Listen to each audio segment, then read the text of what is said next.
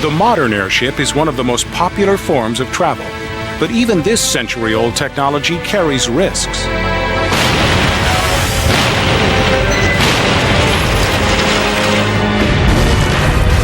Fortunately, this is no airline disaster. It's actually a staged explosion.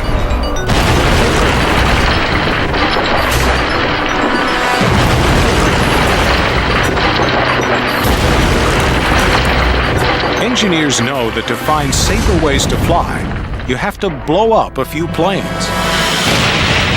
The idea is to simulate the damage an airplane would suffer from a terrorist bombing.